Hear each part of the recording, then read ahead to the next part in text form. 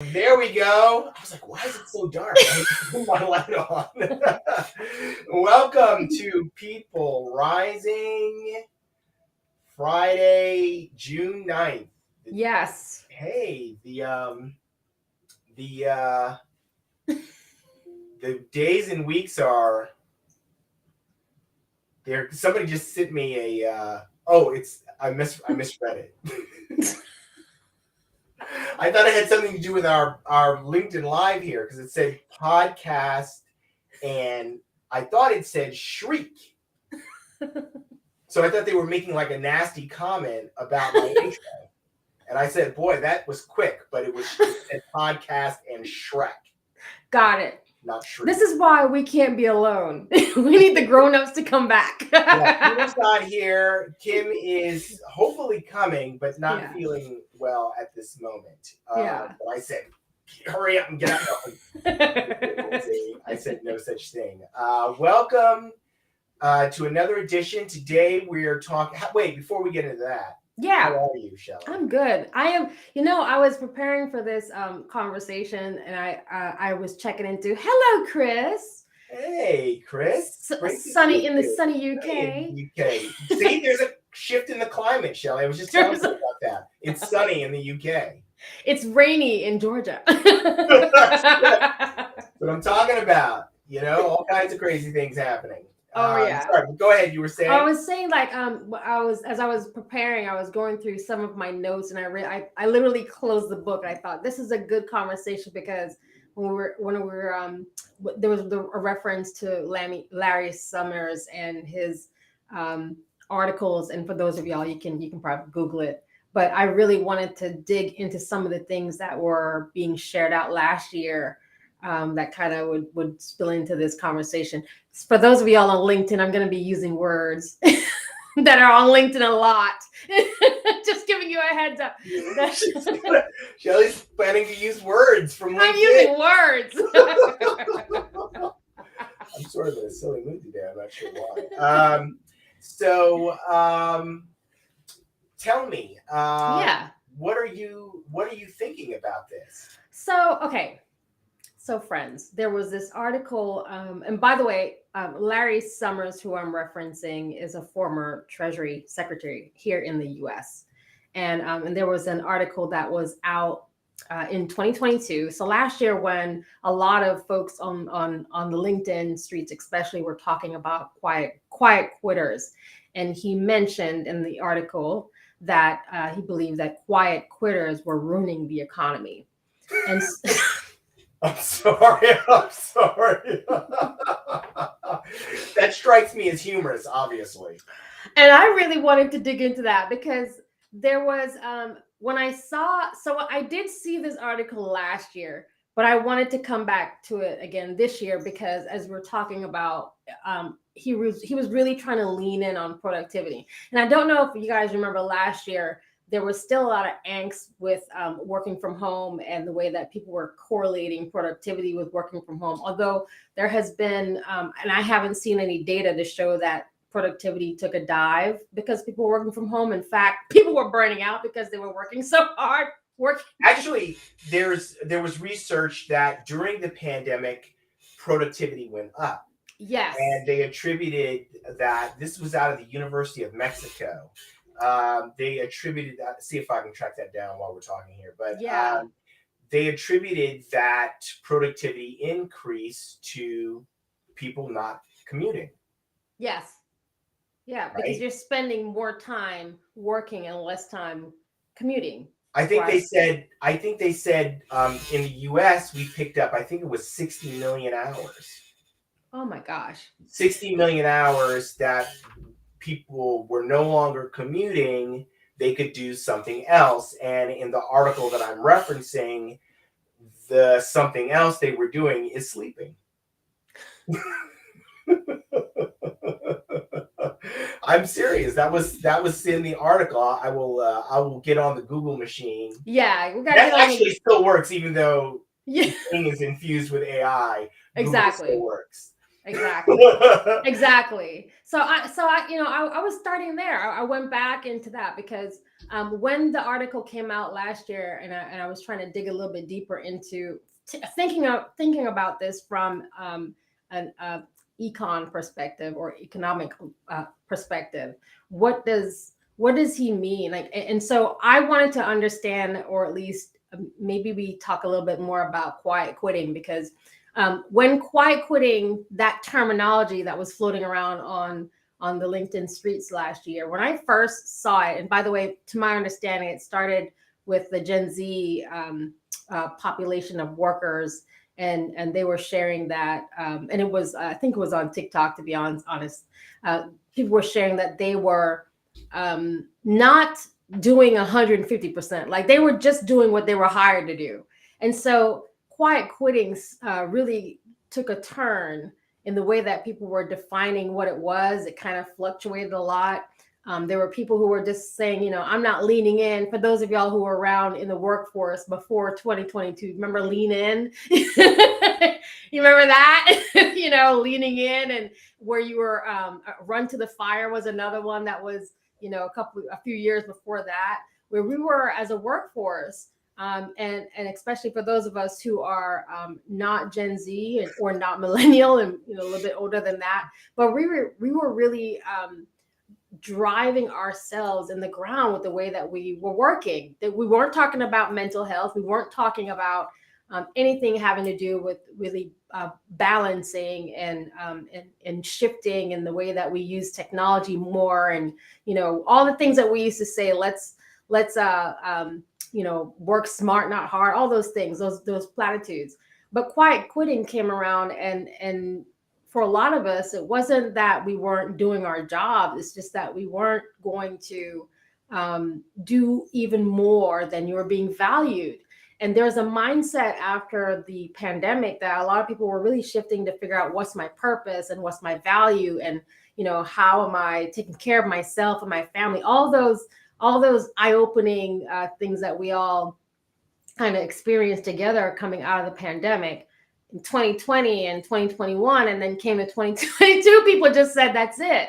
I'm not going to give more than I'm getting, and I'm still doing my job." So when I saw the article from Larry Summers, and it really was hitting on productivity, and he was trying to align it back to quiet quitting being the reason that productivity was going down, I thought, I don't see it. But that's just my experience, because I know I worked a lot harder when we shifted to working from home, because I wanted to prove that I was working, which is crazy. So a lot of us went into that cycle of trying to prove the point that we were productive. And then 2023, we're all in the burnout mode, right? Right. So that I thought was interesting. That's all of that is interesting. Everything you said was interesting. I have to make a clarification of something that I said earlier, which was I thought it was 60 million hours in the aggregate, not doing any kind of math. Okay. Because I'm sure if I tried to do the math, if I did the math, there are, I think, 180 million workers in the U.S. workforce. Like, it's not that much time when you say 60 million. It was 60 million hours per day. Wow. That people gained.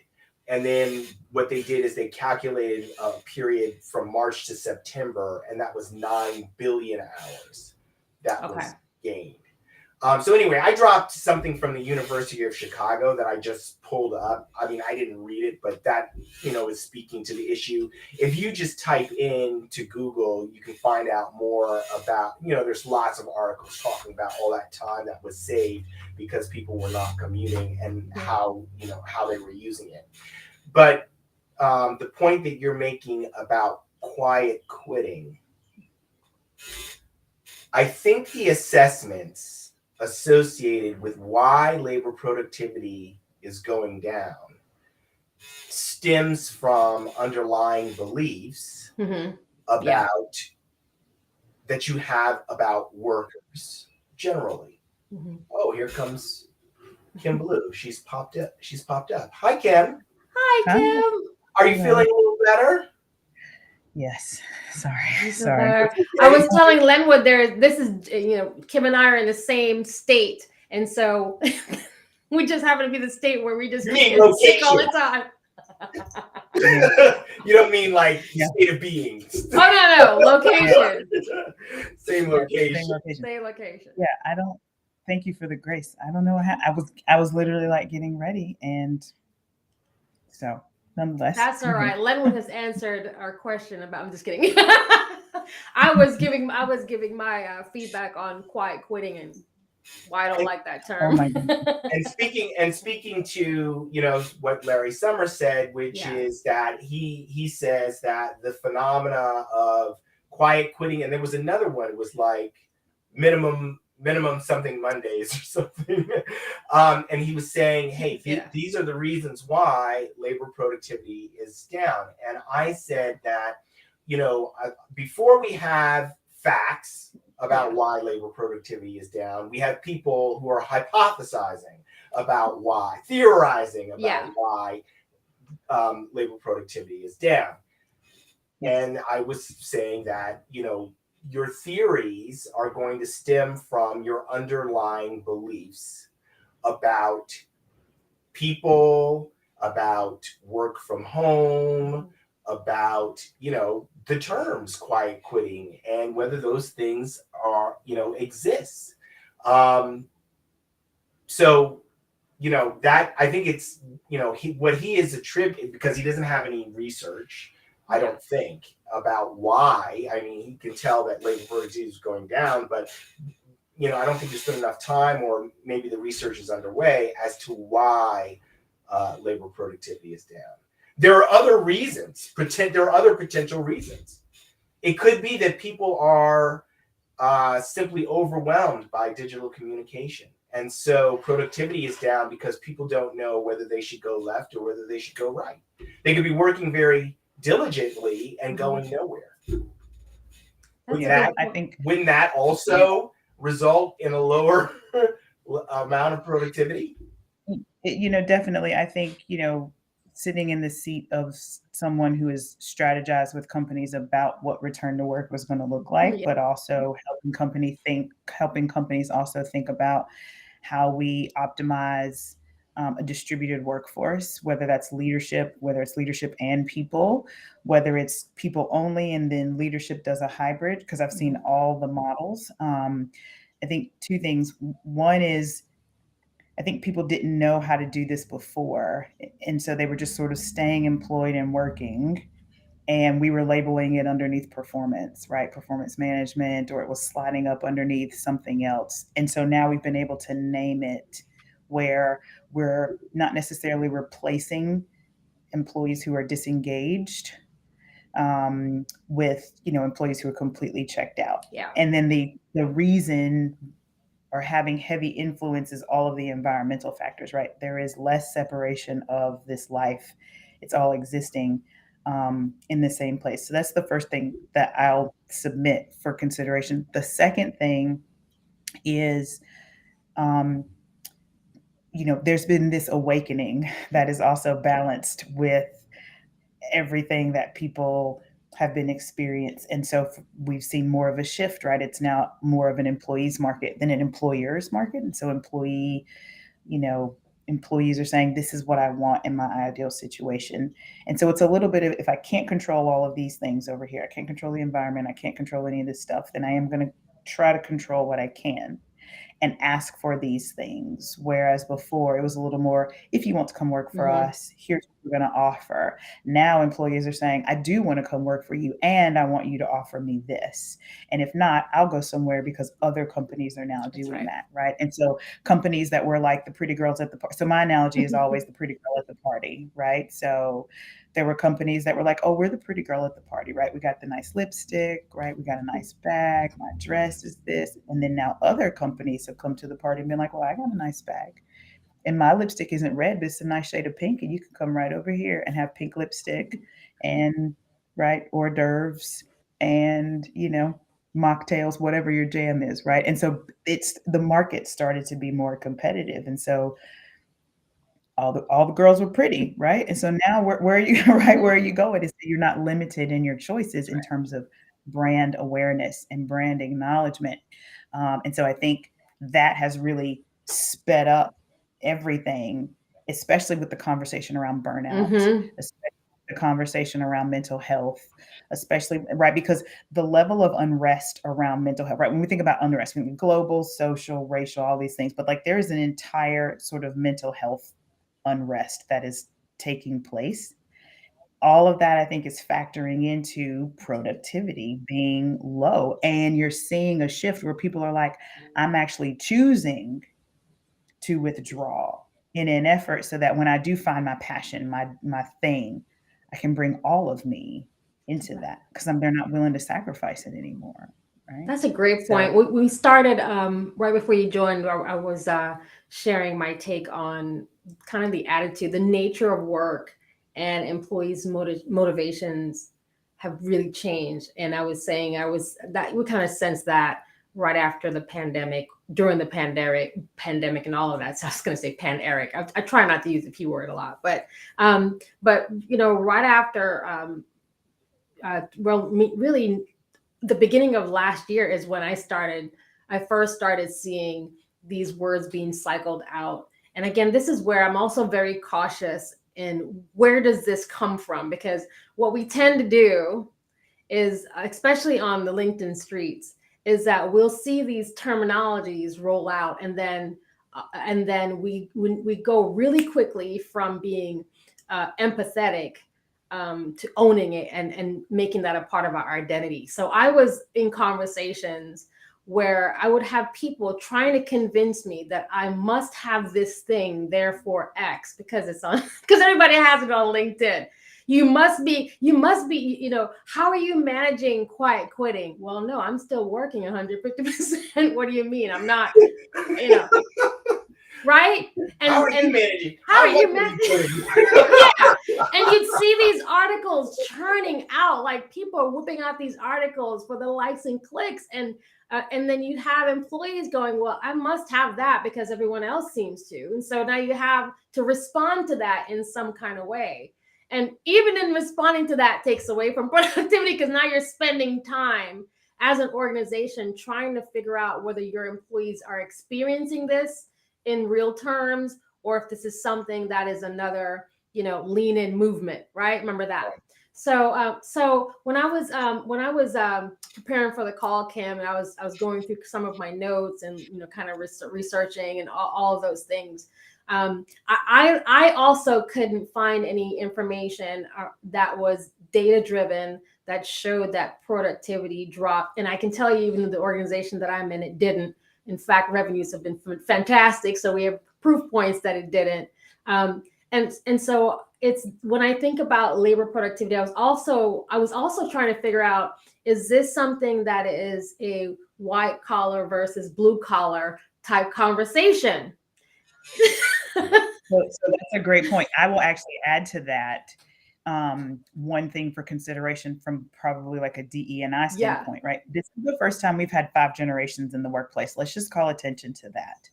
And so are there like generational considerations that come into this in terms of the way that we do that? I don't know if either one of you had come across that because there's not a lot of research out there about it. There's tons of generational stuff as we talk about, Jedi, justice, and DEI, all of that stuff that plays into parts of this. But when we talk about productivity, the differences between, Gen Z is right. I'm an Xer, I'm a cusper, I'm right on the cusp of X and whatever's left, right? But I was raised by a boomer, and now you're seeing people work in the workforce a little longer. And so is that having an impact on productivity at all? Or is that even being a consideration? And my question would be, if so, how do we even go about measuring That's right. that? Like, what does that look like? Right. So I don't know if either of you thought about that, but that's something that I thought about as we were coming into as I was listening to you, but also as we were coming into our conversation that is the today. perception also productivity, right? Because as an older woman, I might be looking at a younger person and saying, I can't believe I'm working 10 hours a day because that's just how I was raised. That's how you do it, right? And that person is like, are you crazy? But I'm taking a 1 hour lunch. I don't take lunch. So what does that mean? Is my perception of productivity? Are you, so this is where it's like, again, the white collar, blue collar thing. Are we assigning value to what we're doing in one space, and in the other space, it's more about like completing the task, doing the thing during a certain amount of hours, and so that I think does impact the way that we treat productivity. Because I've worked with people who have done less in one day. I can run circles, and you know what I mean. Like I'm working around people who have. In my one day, it takes them a quarter to do what I'm doing, right? Just as an example, right? So is it our perception that's also clouding the way we respond to labor productivity? And we're not talking about labor shortage. That's totally different, right? We're not talking about headcount and manpower. We're talking about productivity and what are the expectations from our teams and our leaders? What does that look like? Is it clear to you when you go to a company what is the expectations when it comes to productivity? The interesting thing about the conversation around labor productivity, and I think this is you both have highlighted different things about what it could be. I said it could be something else entirely. And when I look at something like this, like a big trend, I assume that it's a systemic problem, meaning that how could it possibly be attributable to one thing, like quiet quitting? Well, it's just that everybody's quiet quitting. And that's why labor productivity is down. Yeah. Or it would have to be a huge number of people who are quiet quitting. 50% of people are quiet quitting, and that's why labor productivity. I mean, I just can't. I have a hard time believing that something that is systemic at that level is, unless there is a systemic cause. Yeah. So, for example, during the pandemic, I'm not sure why you don't say that word, but we'll talk about that another time. But I'm scared I'm going to bring it back. Say it, we'll have one. But anyway, I'm not. There was because of the pandemic. Yeah. Nobody was commuting. Yeah. So it's easy to say we got this number of hours, and it's attributable to the fact that nobody was commuting because there was a systemic reason, the pandemic, that people were not going to work. That's easy. But here, you got some people who are working from home, some people who are going to work. How can you say that it's the people who are staying home are the reason why labor productivity is down? Yeah. And all the people who are going to work are so happy to be in the office that they are working like crazy, but they can't make up for all those lazy bums. I mean, it just makes in my mind, it just doesn't make sense to attack the issue in that way. So this is why HR is not an exact science, right? It is not crystal clear in terms of things because it is human trending. It's human things, and it's right? So my master's degree is in organizational development. So I literally study human behavior in the workplace for fun. Like, it does not get any more HR or social science than me. Okay. Like, I'm in.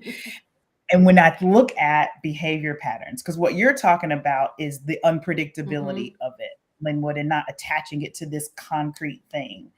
And that is the nature of org design. It's today we're going to structure these things based on these behavior patterns, right? And so these things not being consistent or not being rooted in anything other than this is what we know, and this is what we can measure, and this is what we can attest to. And if all of that changes overnight, well, now then what are our, what are we rooting our logic in, or whatever the case may be? And so the pandemic has been one of those things that, because it's had such variance, everybody's behavior or response to it has varied as well. And so that's the other thing, right? So many of the factors touching it. We just talked about mental health. We just talked about multiple generations being in the workplace, right? Well, probably up until the pandemic, there may have only still been 4. And now, right, some of the other traditionalists, right, which is the oldest generation in the world, they may have decided they're going to stay in a little bit longer. Same with boomers. They're going to stay in a little bit longer. They would work. And now, right, my kid who's 9, right, is 10 years from entering the workforce in theory, right? But Gen Alpha is not far behind the rest of us. And those kids are coming into whatever it's going to be. So because it's not a fixed thing, I think that there's been a lot of confusion, or just like, where does it come from around why can't we sort of pinpoint what that is? And we may get to it one day. I think we will, as we talk about labor trends, as we talk about workforce evolution, certainly as we talk about other topics that are going to help the workforce, right? Things like collaboration, things like being able to measure engagement and what that will look like in the future, right? But right now it's so inconsistent, right? And it could change again tomorrow, right? Shelley's not using the word because she doesn't want it to come back. But if it were to come back tomorrow, your point would still ring valid, Linwood, until we do get something, you know what I'm saying? Like, until we do get something. And that's me sort of sitting in the CHRO hat and going, all right, I see how people, like, today the policy reads this, but then tomorrow it may need to read something different. Well, I think I'm glad that you brought up that issue of the CHRO, who may be confronted with these headlines, and a CEO who's saying, hey, is our productivity down? Or how would we measure that? Or how do we measure that? What could we do about it? And I think the point that I'm suggesting here is that a problem that is complex, like labor productivity being down, has many causes. And so so looking for a root cause and saying, this is the reason, and then based on that idea about what you think the reason is, or that hypothesis, making a decision, that approach is problematic. It's inherently problematic because of the nature of the problem. So what we need to do in that situation is actually come together in a collaborative way to figure out how are we going to solve, if we think we have this problem, how are we going to solve it, rather than trying to find the root cause. Well, what could we do to increase engagement and get people more productive? What are the options available to us? Now, you can say, well, okay, well, why don't we experiment with some AI solution? Or why don't we experiment with a collaboration training? Okay, we want people working together better. Let's try some things. Let's take some small experiments and see what increases engagement, what increases productivity. And the differences between the two, because there are organizations that look at engagement. Engagement is not necessarily productivity. For example, engagement from the lens of employees participating in, you mentioned DEI, so DEI events and activities, but it takes you away from your day job, so you're not actually being productive. So even those lenses that, as you're pointing out, I think in order to make this work, to Kim's point, and I love HR and I've been in HR for a while, I get it, y'all, but it is the fact that there's so many factors involved. It is the quirkiness that it is.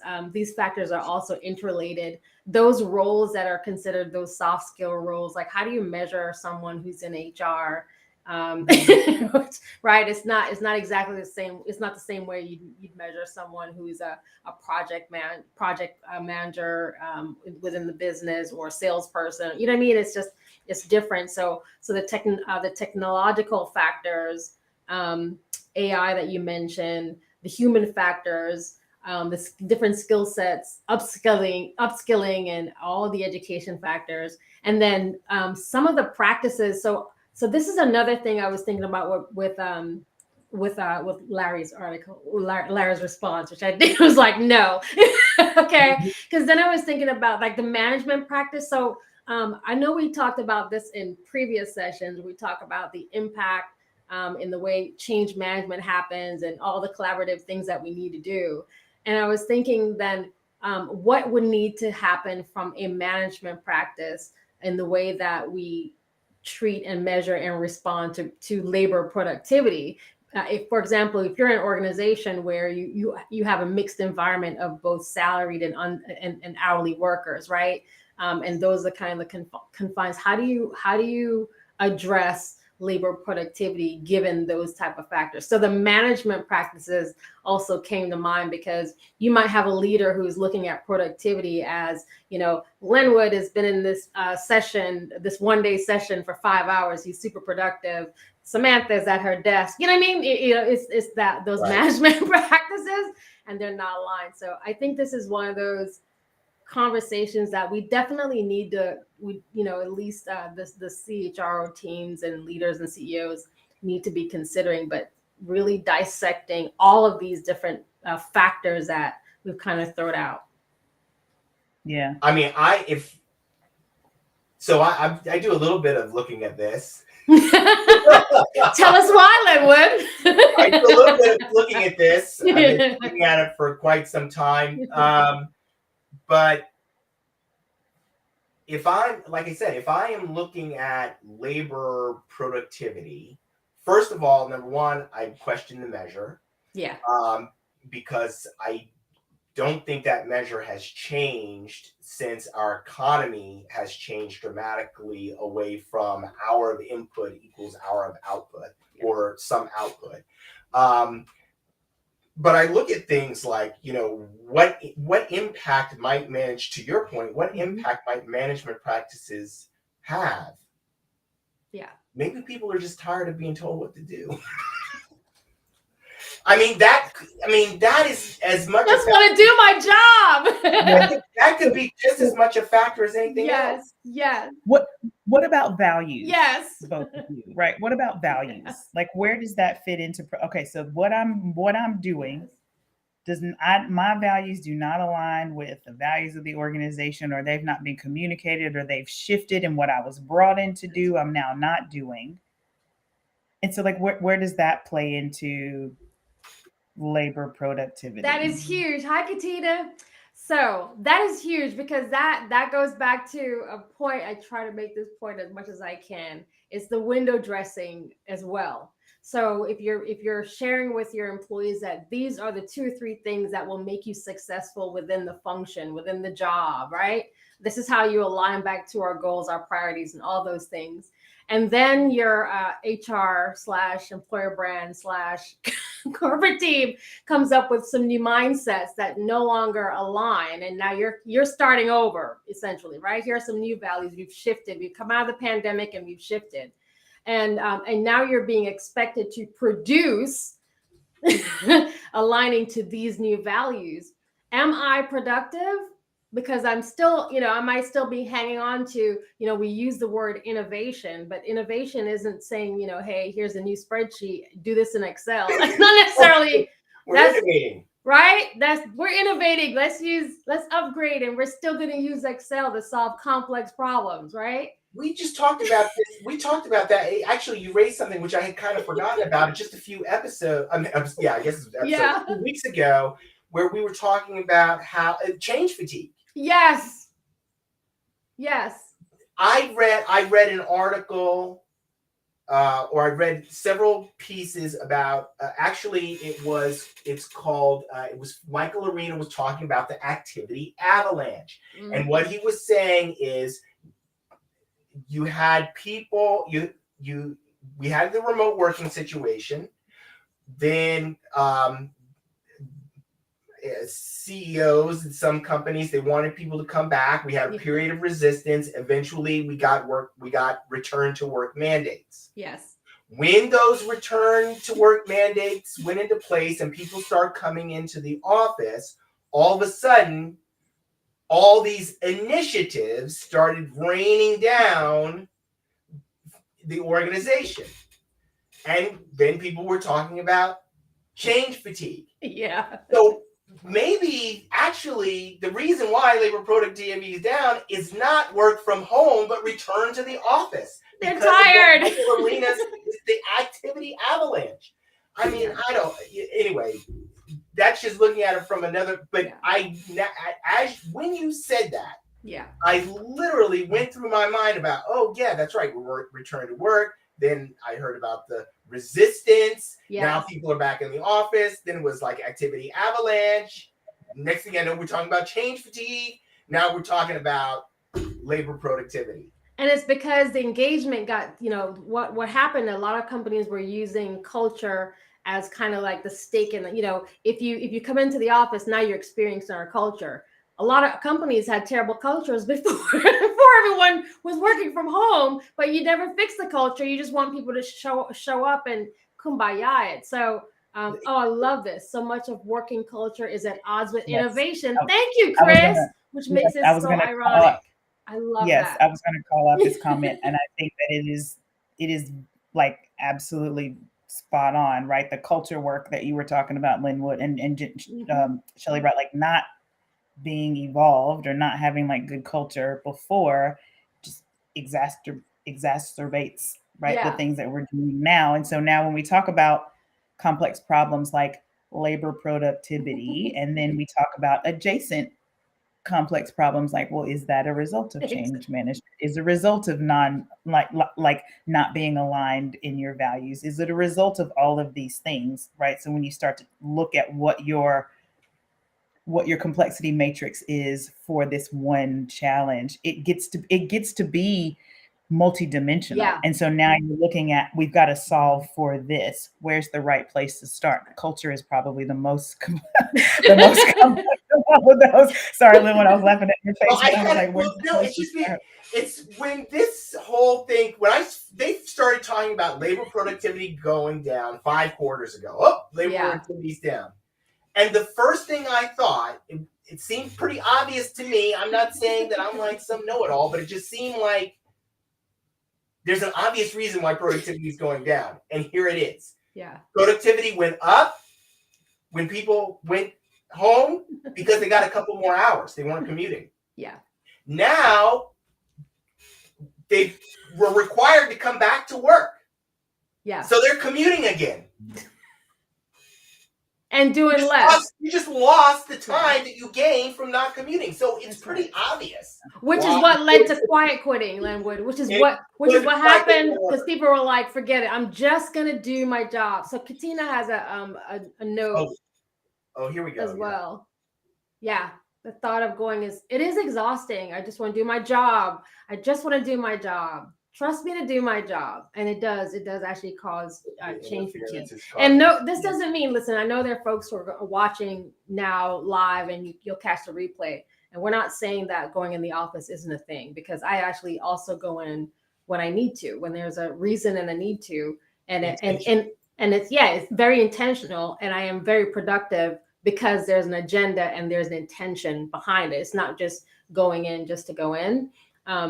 But that in itself, just being mindful. So it's, again, what's more important? Is it the engagement and the engagement numbers, or is it actually productivity? Yeah. I think what we need to do is get much more serious about management practices. And that's where the intention comes in, because before, when we took the office for granted, that's just what you did. Yeah. Everybody's going into the office. There was no question about it. Okay. I wrote a little blurb on a post about this. we attributed so many things to being in the office that maybe that wasn't the reason why. Like, productivity isn't because we're in the office, or innovation isn't because we're in the office, or our culture isn't about the offices that That's right. Like, we use the office as a proxy for all of these things. But what we need to do is actually be intentional. We need to design the experiences that we want so that we achieve the outcome we want. That's what I mean by management. That's such a good point. We can't just say, oh, we're going to just put everybody in the office and it's going to happen. Because we have a bunch of meetings and we've got Slack and Teams and we put a video thing, we put some conference rooms in there, and innovation is going to happen. So let me add somebody to bump into somebody else. I mean, but that's what I'm describing is how it was done. Yeah. So let me add to that, Linwood, right before I have to jump and put my mom hat on, right? For a moment, right? So if you look at the history of the workforce, right? When did we really start going into the office? When did that become the thing, right? Because before that, there were different types of jobs, right? We were in a different age or industry, right? So when we moved into, the industrialization age, right? Where we got away from, agriculture and manufacturing to like a turn, right? That was the office then. Right. And so in order for you to be productive so that you could exist, that's where you had to go to do the thing, right? And the rest of those offices were in pockets, right? People had those houses in those rooms in their homes or wherever they went to go do all of these things, right? And then we moved from that into more of these roles where, as we saw, right, financial services stand up, as we saw white collar roles become more popular, then it was this evolution of, well, we need to modernize in this ways, right? And modernizing was like typewriters and all of these other things that were happening. So when you look at the evolution of how we have gotten to these places, it's almost not surprising that now here we are saying this, because productivity has been driven, or these environments have been driven by where we go to do that. But home was always not the place where you did these things. That's a good point. At all. Right. And so there's a little bit of a mindset shift that has to happen. And so that's been very much a battle as we talk about workforce of the future, what that looks like, and this true acceptance of hybrid workforce being a real approach to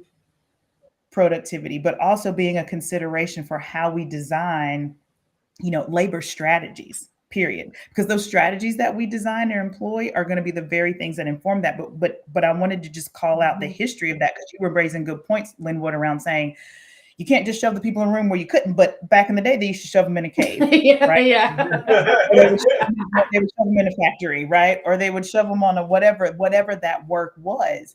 And now, add in technology, add in AI, add in experience. Now people are like, all I got to do is shuffle down my stairs. You don't have to shove me anywhere. I just got to go downstairs, right? And I can do everything, right? Yeah. So what that actually, I'm glad you talked about that, because like technology has huge implications for what we think about work, how we work, and now proximity. Yes.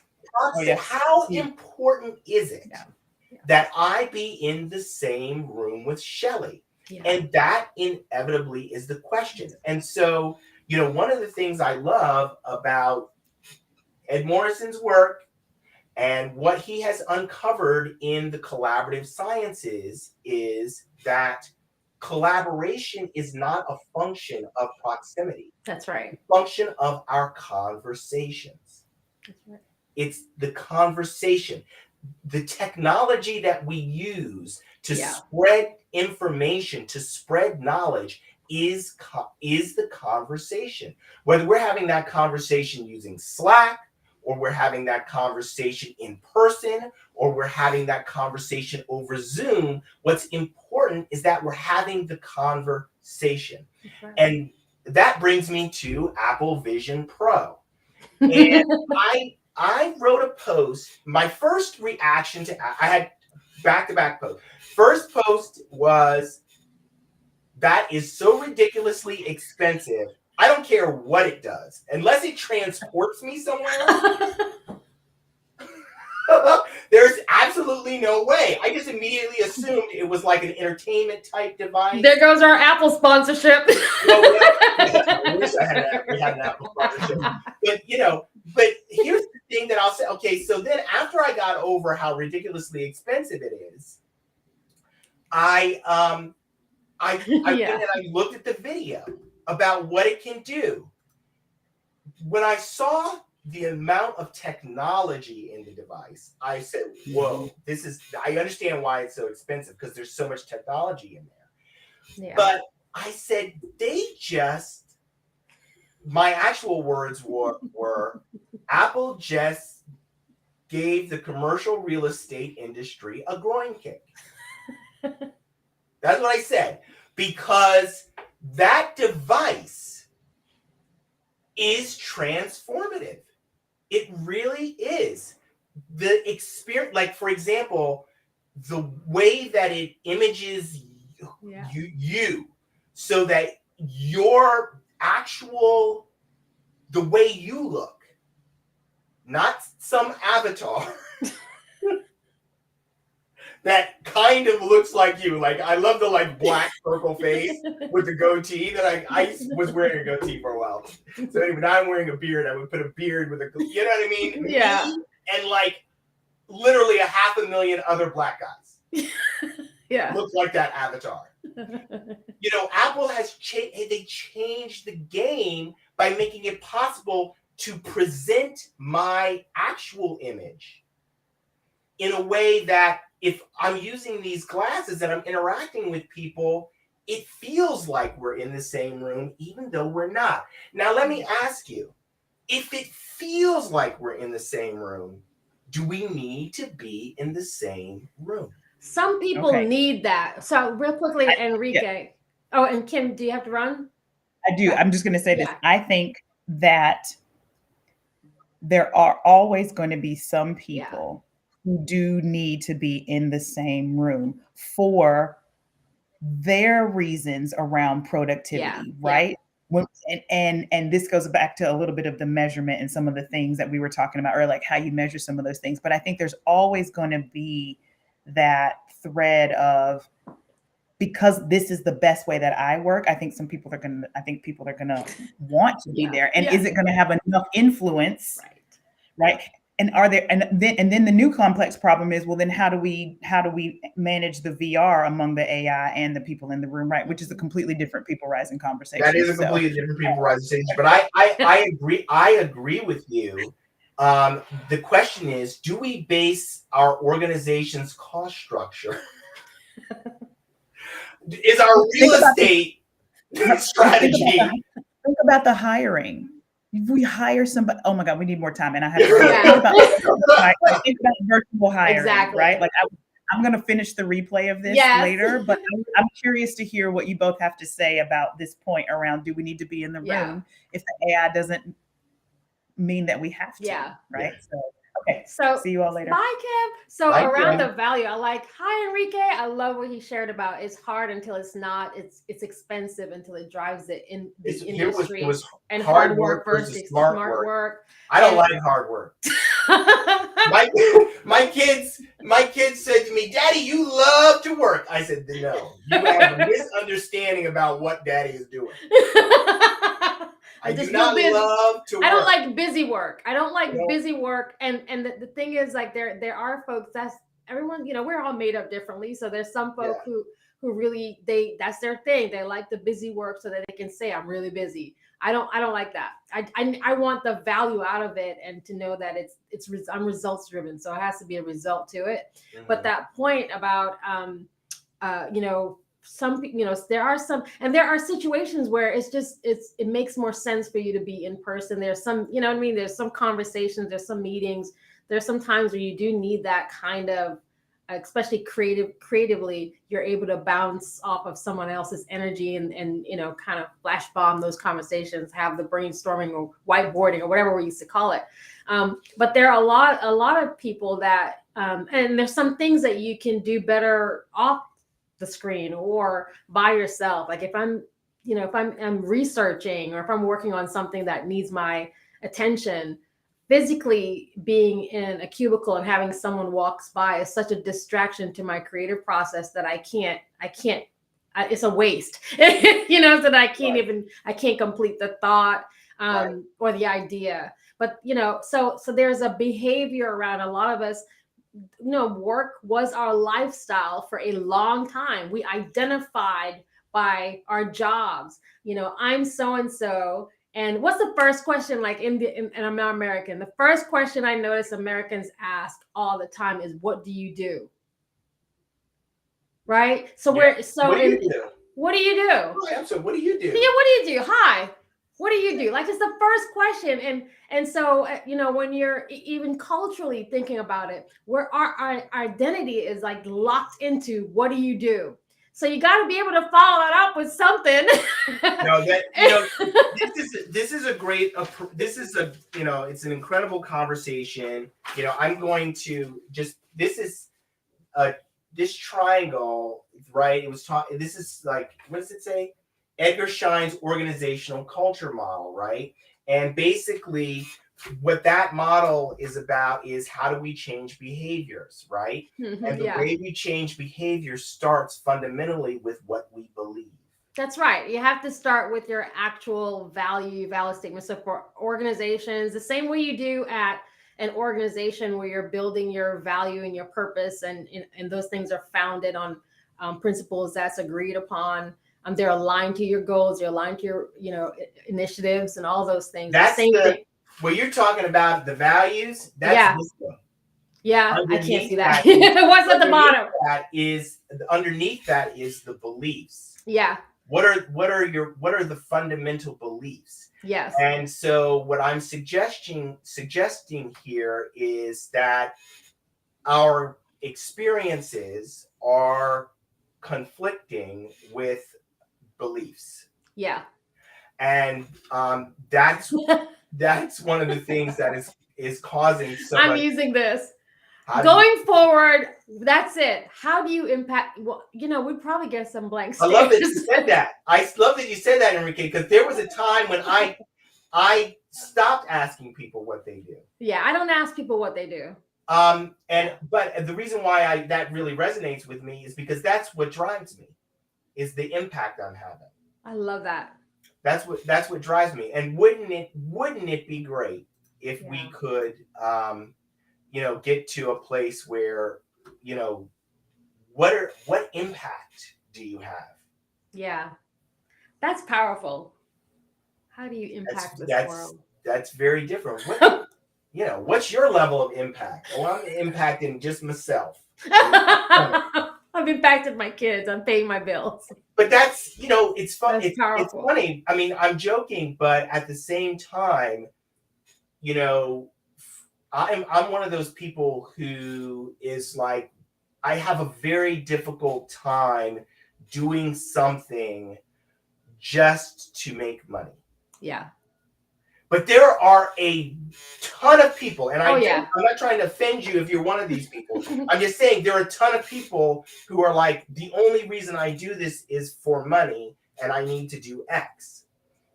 Money so I can do whatever. Yeah. That's why I do that. Like, I have a very difficult time doing something that is just transitional because I need money to do something else. Yeah. Like I have a very difficult time with that. I need to be working in my purpose in order for me to have the motivation to do the things that I need to do to be successible.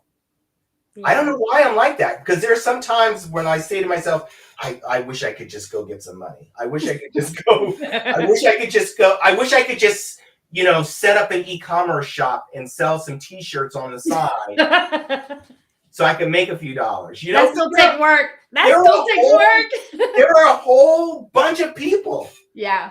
That's how they operate. They got a shop over here. They got something else going on over here. They got like this, and that's great. They've got multiple streams. All those streams come together to give them money to do, something else.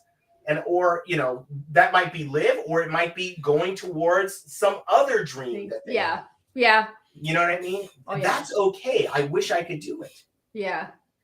We need to have a log where we talk about purpose and impact and value and things of that nature, because I think that, and you can see that, and that all goes back into something we talked at the top when we're talking about all the different factors that impact your productivity on the job, is that the people are bringing these things with them to the table. So Enrique says my streams are trickles.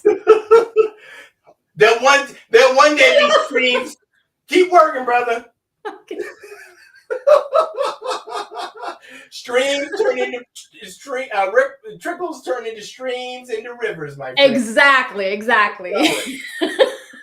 but yeah, to bring it all together, because that's something else that has happened with productivity. And I think the point that you're making, I really like this, where and Kim touched a little bit on this too, is that some people have it's not quite quitting, but maybe they're not doing 120%, but they're doing 100% because they're putting that extra 20 into something they're passionate about.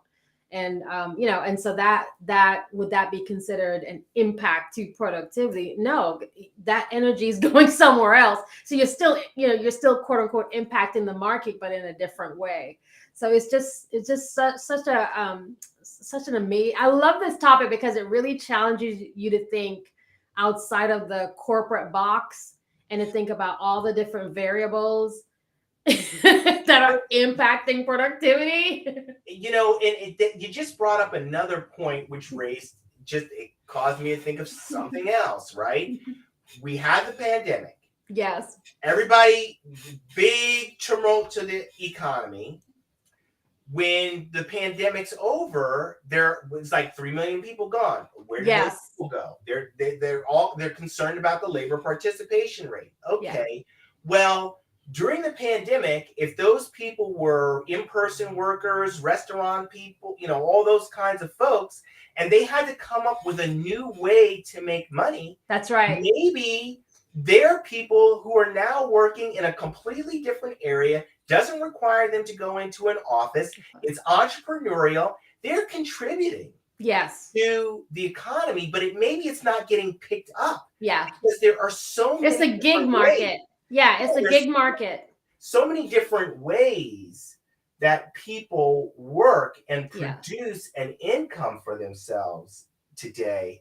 I just don't know. And frankly, I don't know enough about how they measure labor productivity. I honestly considered calling up Aaron Sojourner, our resident labor economist, and having him show up, to talk about it, because I'm really, are the measures, have they changed?